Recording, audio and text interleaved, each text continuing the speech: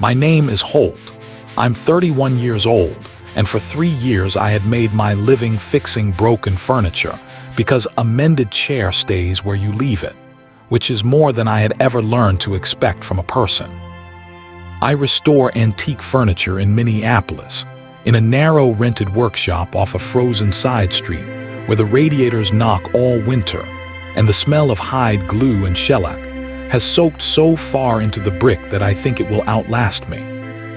I take in wrecks, water-swollen dressers, chairs with the joints gone to powder, a walnut secretary somebody's grandfather built by hand and somebody's grandson left out in the rain. People bring me the thing they cannot bear to throw away, and I clamp it and glue it and bring it back. And I like that work because wood does not lie to you. A loose joint is a loose joint. It does not smile at you and warm to you, and then be gone by morning. There is a rhythm to the work that saved me in those years, and I leaned on it the way some men lean on a bottle. Morning I would open the shop while it was still dark, light the little space heater by the bench, and let my hands find the first job before my head was even awake.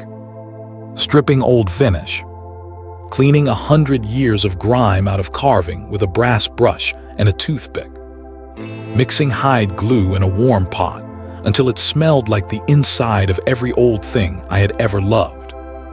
There is no hurrying a good repair. The glue sets when it sets, the clamps come off when they come off, and a man who has been badly rushed by life can find a strange peace in a trade that will not let you cheat the clock.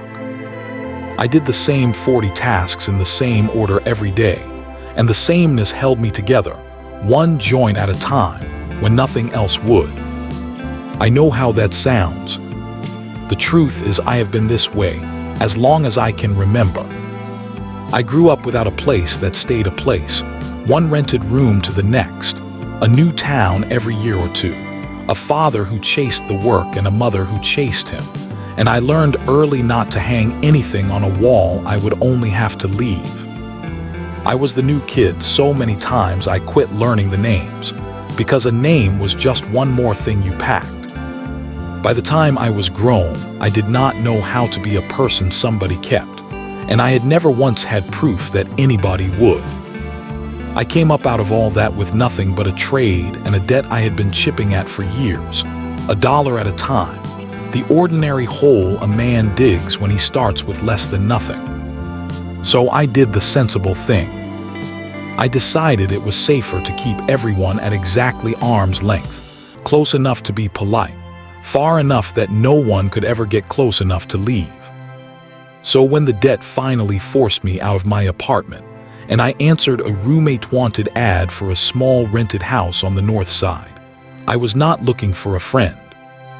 I was looking for half a rent I could afford. What I found, sitting at that kitchen table in her coat because the heat was already failing, was a woman named Frances who wanted exactly the same thing and not 1 inch more. "I'll split the rent, but we stay just roommates," she said before I had even taken off my gloves. And I answered, "That's the only way I'd do it either." We shook on it like two people closing a deal neither of us fully believed in. No overlap, no leaning. Two strangers who happened to keep the same roof over their heads and their own separate weather underneath it. It was, I thought, the most sensible arrangement I had ever made. I did not know yet that I had just agreed to the terms of the best thing that ever happened to me. Let me tell you about her, because the whole story lives in the small days, in the winter after winter of it, in the slow way a rule you meant to keep starts to wear thin at the edges without either person admitting it. Frances was a night shift caregiver, a home health aide, the kind who sits up in other people's houses through the dark hours so a family can sleep, turning a body that cannot turn itself, listening for the breathing to change.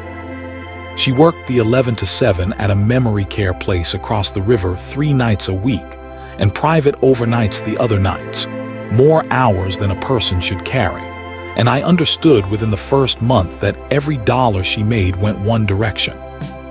Her mother, Ruth, was in a care home outside the city, far along with a memory illness that had come early and cruel, and Frances was paying for a room in it the way I had been paying down my own old debt, $1 at a time, except her debt never got smaller because her mother never got better.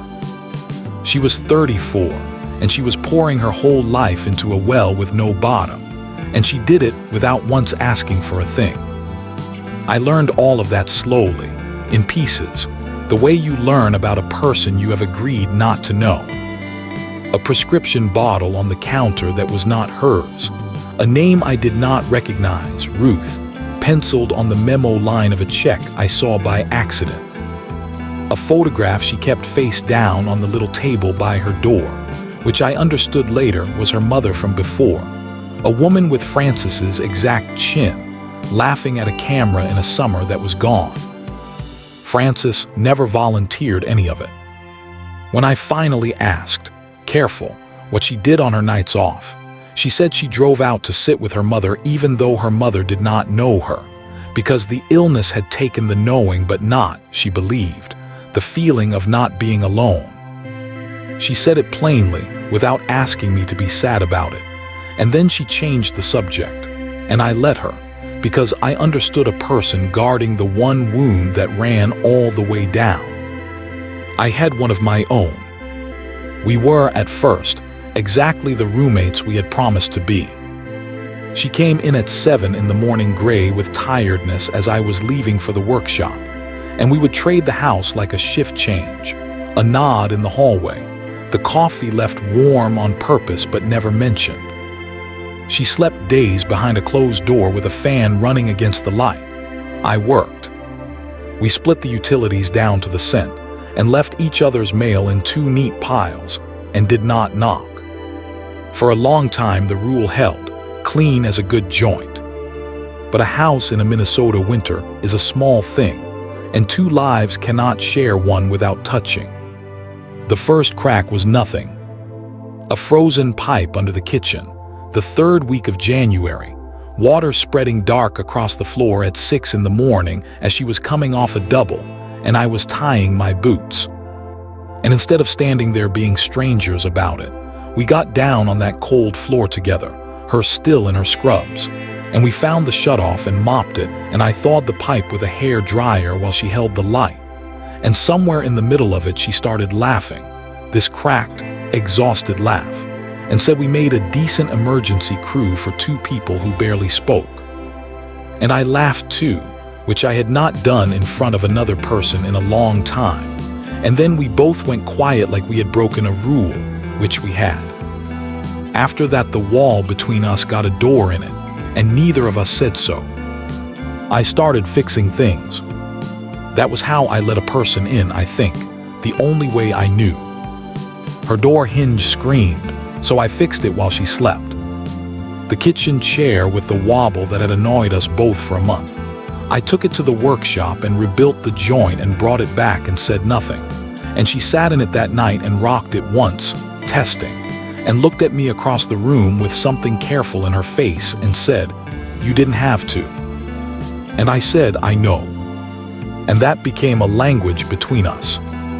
She could not accept a kindness said out loud, and I could not say one, so I said them in glue and clamps and quiet, and she answered them in coffee left warm and later, in the small plate of food covered on the counter when she knew I had worked through supper.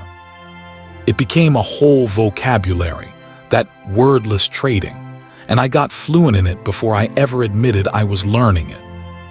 The snow shovel appeared by the back step, sharpened and rehandled, because she left at 10:30 at night into a foot of new snow, and I could not stand the thought of her clearing the walk in the dark. So I did it while she slept and left the shovel where she would find it. She could not thank me for that either, so instead one morning I came out to the truck and found she had scraped the windows and started it warm for me before she went to bed. A woman who had been awake for 20 hours making sure a near stranger did not step into a cold cab. We were terrible at saying it and very good at doing it. Somewhere in the doing, without a single conversation about it, we stopped being two people who happened to share a house and started being two people who were quietly, stubbornly, keeping each other alive through a hard winter. She patched me too in her way, though I fought it longer. She was a caregiver down to the bone, and she noticed things. She noticed I did not sleep. She noticed the nights I sat up at the kitchen table with the shop's old ledger, still doing math on a debt that was almost paid, but had carved a groove in me that the paying never filled.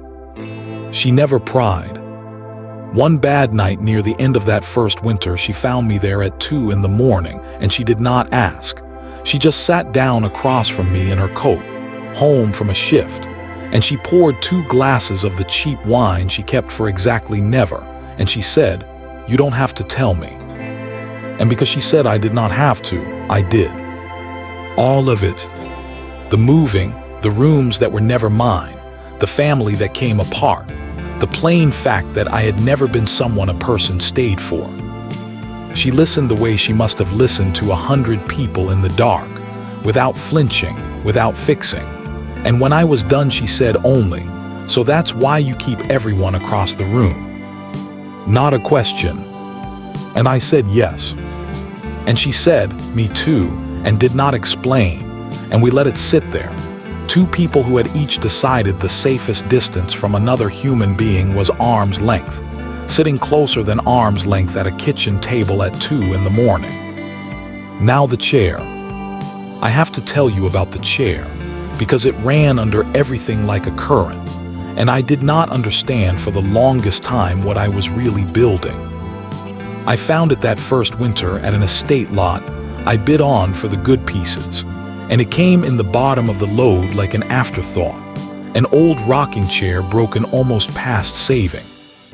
A spindleback rocker, oak gone gray, one rocker cracked clean through, half the spindles snapped, the seat split, the finish burned off by decades of sun in some window I would never see. Any sane restorer would have used it for parts. But something about it stopped me.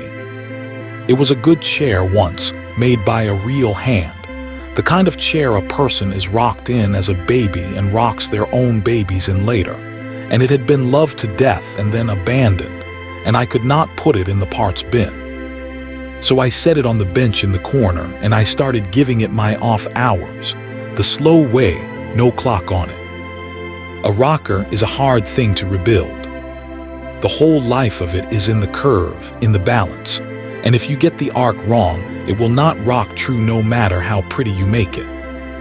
I steamed and bent a new rocker to match the old. I turned new spindles one at a time on cold evenings.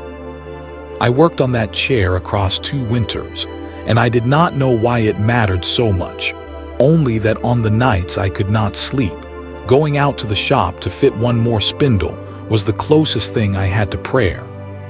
Frances asked about it once early, when she came by the workshop to bring me the keys I had left. She stood over the wreck of it a long time. She ran a finger down the one good rocker, and something moved across her face, and she said, "My mother had a chair like this." And then she stopped, the way she stopped whenever she got near the center of herself, and she picked up the keys and left, and I did not push, because in that house we did not push. But I filed it away. My mother had a chair like this. I turned it over on the bench for a long time. The rebuilding taught me things I did not expect to learn from a chair. A rocker is honest in a way a table is not.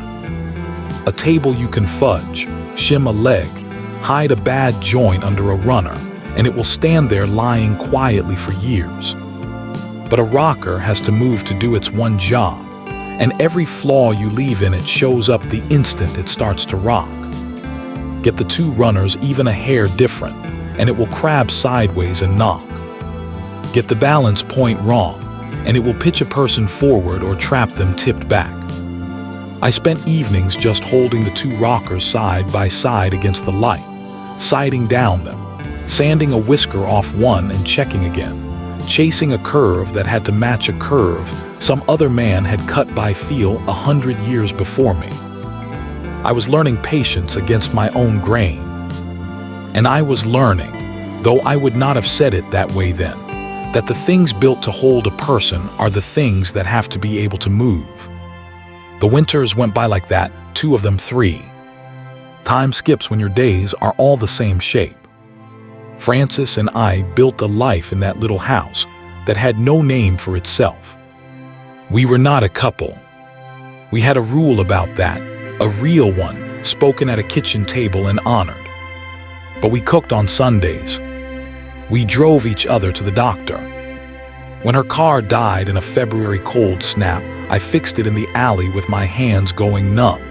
And when the shop's furnace failed, she called in a favor from a patient's son who did heating.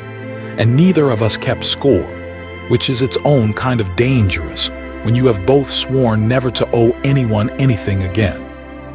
The truth is we were quietly patching each other's whole lives. Hers the loneliness of a woman disappearing into her mother's illness. Mine the hardness of a man who had turned himself to oak. And we were doing it under a rule that said we were only splitting a rent. The rule was wearing thin. We both felt it. Neither of us said it, because to say it was to risk it, and we had both already learned what it costs to risk a thing. Then came the night the rule cracked all the way through, and I could not pretend anymore that I was only her roommate. It was the deep of the 3rd winter, a blizzard night, the kind Minneapolis gets a few times a season where the world goes white and the buses stop, and the city holds its breath. Francis was on a night shift, and I was home. And the phone rang after midnight, the care home, and I heard her side of it from the hallway, heard her voice do a thing I had never heard it do, go thin and fast and frightened. Her mother had fallen. Ruth had gotten up in the night confused, the way she did, and fallen, and there was a hospital involved now. And Francis was 30 miles away on the wrong side of a blizzard with no way across. Her own car buried, the roads closed, the buses stopped, and I watched a woman who carried everyone come completely apart in a hallway in her socks. I did not think about the rule. I got the truck, the old workshop truck with the good tires and the weight in the bed, and I told her to put on her coat. And I drove us across a shut-down city through a whiteout at 15 miles an hour, both hands on the wheel, following the ghost of the road, while she sat rigid beside me whispering please, please, please, to a mother who could no longer remember her name. It took 2 hours to go 30 miles. We slid twice. I have never driven anything so carefully in my life, because the whole world had narrowed to getting this one person to that one hospital. And somewhere on that road, I understood that arm's length had been a lie I told myself for years, that this woman was already inside my chest and had been for a long time, blizzard or no blizzard, rule or no rule. Ruth was all right. Bruised, shaken, but all right. And by the time we got there, she was sleeping, and Francis sat by the bed and held a hand that did not know whose hand it was. And I stood in the doorway of that room, not knowing what I was allowed to be. And Francis looked up at me over her sleeping mother, her face wrecked and open in a way the rule had never let it be, and she said, "Don't stand in the doorway. Come in." And I came in. And that was the night the wall came all the way down, though we still would not say the words, because saying the words felt like tempting the thing that always came to take good things away.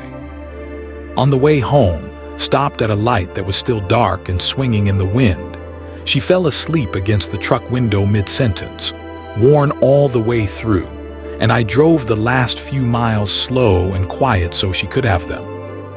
I remember thinking that in 3 years I had not once watched another person sleep, that I had built a whole life specifically, so I would never be the one trusted with someone's unguarded hours. And here was a woman handing me hers without a thought, because somewhere in the dark I had become safe to her. I did not wake her until we were home. It is a small thing to let someone sleep in your truck. It did not feel small. We drove home at dawn through a city dug halfway out, and neither of us spoke, And in the gray light of the kitchen, she stopped and looked at me and said, "I don't know how to need somebody." I got out of the habit on purpose. And I said, "I know." I did the same thing. And she said, "It isn't working anymore, is it?" And I said, "No." And that was as close as we got that morning to saying the truth. But it was a door standing open. I wish I could tell you that was the turn, that we simply fell into each other and the story ended warm. But that is not how it went, because that was the same winter the letter came about the rent. The house we shared belonged to an old woman named Ilse Brandt, a widow who had owned it for 40 years and rented it cheap because, I think, she liked knowing it was full and did not need the money the way the world said she should. We had never met her. We paid an account. But that winter Ilse Brandt went into a care home of her own, and the house passed to a nephew named Corwin who lived out of state and saw it only as a number, and the number he wanted was almost double. The letter was very polite. It used the phrase market rate. It gave us until spring. And it landed on our kitchen table like a stone through the window, because we both knew without saying it that neither of us could pay it alone, and both of us together could barely pay it, not with every dollar of hers going to Ruth's room and every dollar of mine still bleeding toward the last of my old debt. I watched Frances read that letter, and I watched the calculation go across her face, the same brutal arithmetic she did every month, and I saw her arrive at the place I was afraid she would arrive at. That the sensible thing, the only thing, was to give up the house, to split back into two strangers and scatter to two cheaper rooms in two other parts of the city, and let the thing we had built dissolve, because we could not afford the walls around it. She folded the letter up small. She said, "Well, it was always going to end, wasn't it? We had a rule." And she went to bed, and I sat with that word, end, and I hated it more than I had hated a single one of the doors I had walked out of in my life. Because here is what I had learned, sitting at that table. I had spent 3 years believing the safest thing a man could do was want nothing and owe no one, and keep every door in his life shut. And it had kept me safe, exactly the way a locked house with no one in it is safe. Frances had walked into that locked house wanting nothing from me, and by wanting nothing she had somehow gotten everything past the locks. And now a man in another state with a calculator was about to take the one room in my life I could not stand to lose, and my whole hard-won philosophy of arm's length had nothing to say about it except let it go. Protect yourself. You always knew good things leave. And for the first time in 3 years, I looked at that voice and I did not believe it. So I did the thing I was worst at. I stopped keeping my own weather to myself. I went and knocked on her door, which I had never done, the door I had honored for 3 winters, and when she opened it I said, "I don't want to let it end. I know that's against the rule. I'm saying it anyway." And she stood there in the doorway, and her eyes filled, and she said, "We made the rule so this exact thing couldn't happen." And I said, "I know. I think the rule was wrong." And she said, "So do I." And she had been thinking it as long as I had, and neither of us had said it. 2 people so afraid of losing a thing that we almost lost it by refusing to admit we had it. We did not fall into some easy romance that night. We were not those people. What we did was sit back down at the kitchen table, the same table, and for the first time we did our brutal arithmetic together, out loud, on one piece of paper instead of 2. And that changed everything, because a problem you carry alone is a wall, and a problem you carry with someone is just a problem. The next months were the hardest work either of us had done, and we did it side by side. I finally closed out the last of my old debt that March, and instead of feeling the relief I had chased for years, I felt something better, which was that the money coming in was mine now, ours, free to fight for something instead of paying down something long behind me. I took on more restoration than I should have, the estate jobs, the rush jobs, the ugly refinishing work I usually turned down, and Frances picked up shifts where she could without breaking herself, and we sat with Corwin's number, and we did not accept that it could not be met. But it was not only about the money. It was about whether two people who had each sworn off needing anyone could learn, at 31 and 34, to build a thing on purpose instead of by accident. We went to see Corwin's property manager together, and I made a case I would never have made for myself. I told him what the house was worth as a home and not a number, that it had a furnace I had learned by heart and a good tenant history, and two people in it who would care for it like owners. He was not moved by sentiment, but he was moved by the offer I made him, which was a longer lease at a rent we stretched to reach in exchange for us doing our own repairs, my hands being worth something on a 100-year-old house he did not want to pay to maintain. It was not charity, and I did not ask for charity. I traded the one thing I had, which was that I could fix anything, for the one thing I wanted, which was to keep the roof over the life we had made. He took the deal. It cost us more than was comfortable and less than would break us, and we signed it together, both our names, which was the first document either of us had signed with another person's name beside our own in more years than either of us cared to count. I will not pretend those months were tender. They were mostly tired. There were nights we barely crossed paths, her coming off a double as I was leaving before dawn, a note on the counter doing the talking. There was a stretch in the worst of it when the furnace at the workshop died for good, and I lost a week of income to the repair, and I sat at the kitchen table doing the old math with the old dread in my chest, and Frances came and sat down across from me, home from a shift, still in her scrubs, and she did not say it will be fine, because she never lied to comfort a person. She said, "We will figure it," and she put her hand flat on the table between us, not on mine, just near, and I understood that near was the most she knew how to offer, and it was everything. We were two people who had been taught hard, that leaning on someone is how you end up on the floor when they step away. Learning to lean anyway, a little, an inch at a time, was the actual work of that winter, harder than any rent. And through all of it, on the nights I could not sleep for the size of what we were trying to do, I worked on the chair. I finished it that spring. 2 winters of off hours, and one evening it was simply done. The new rocker steamed and bent to match the old curve exactly. Every spindle turned and fitted. The seat rebuilt. The whole thing brought back to a warm, honest oak that would outlast me and probably outlast the house. It rocked true. I set it going with one hand in the empty workshop and watched it settle into its arc, back and forth, the way a good rocker holds its own rhythm long after you let go, and I stood there a long time. And then I did the thing I had been circling for 2 years without knowing it. I loaded it in the truck, and I did not take it home. I drove it out to the care home, to Ruth's room, and I put it in the corner by her window where the afternoon light came in. I did not tell Frances. I told the staff it was a gift, and I asked them not to say from who.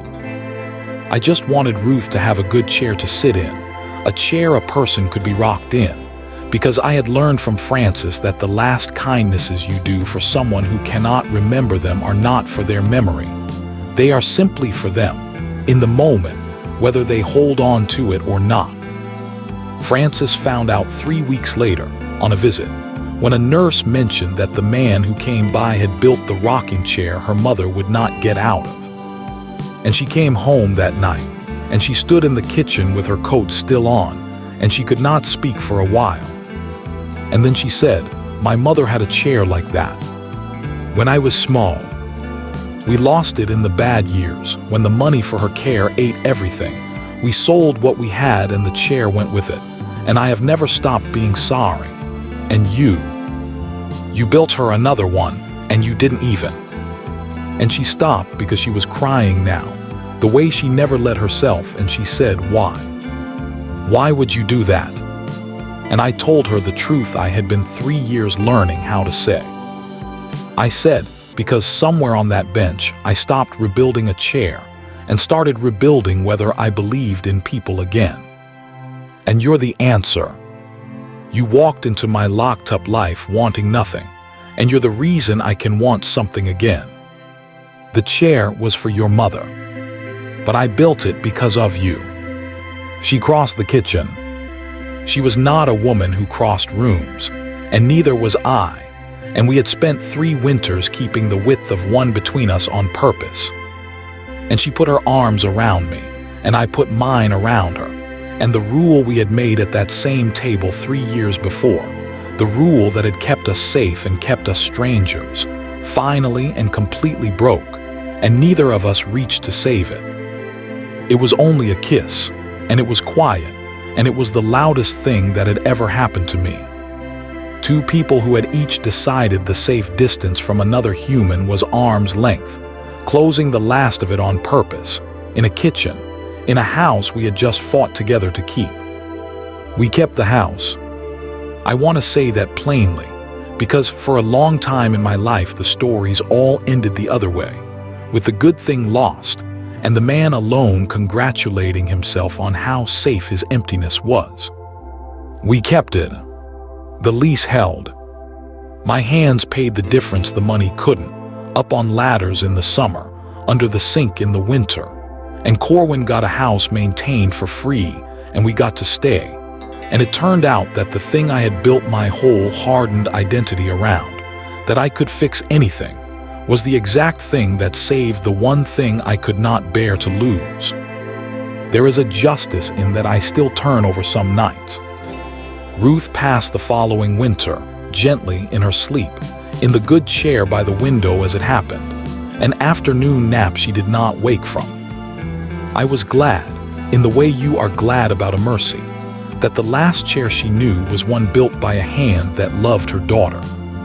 Frances grieved hard, and I did not try to fix it, because she had taught me the difference between fixing and staying, and I stayed.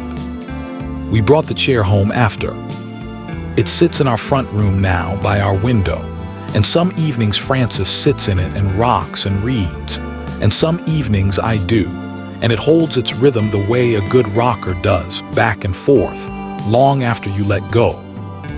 We married the spring after that, small at the courthouse, with 2 friends as witnesses.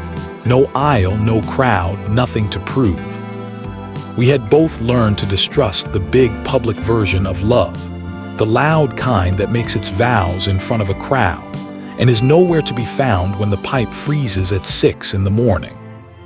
What we trusted now was the quiet version, the version that shows up in a blizzard and fixes the hinge while you sleep and builds your dying mother a chair without signing its name. I moved my few things across the hall into her room, and we turned my old room into a workshop for the small pieces, and we became, on purpose, and with our names on one lease, the thing the rule had spent 3 years forbidding. I have thought a great deal about that rule, and about the man who wrote it. He was so sure he was being wise. Keep everyone at arm's length, want nothing, owe no one, and no one can ever be standing close enough that their leaving would take anything with it. And he was right that it kept me safe. What he did not understand, what it took a night shift caregiver and a broken chair and a blizzard and a rent I couldn't pay to teach him, is that a life spent at arm's length is not a life that cannot be broken. It is a life that is already broken and calling it safe. The joint that will not flex is the joint that snaps. The chair that will not rock is just firewood that looks like a chair. I had made myself into oak so that nothing could bend me, and it was Frances, wanting nothing, splitting a rent, refusing to owe me, and then owing me everything anyway, who taught me that a thing has to be able to move to be able to hold weight. We had a rule that we would stay just roommates. Breaking it was the truest thing I ever did. Some walls you build to keep the cold out, and some walls you build around your own heart, And the whole trick of a life, is learning the difference before the spring comes and takes the chance away. She rented the other room to split the rent. She stayed because we broke the only rule that ever mattered. And I would build 100 chairs and drive 100 blizzards and pay 100 rents I couldn't afford to keep the door between us standing open. Would you have let a roommate become the person you could not live without?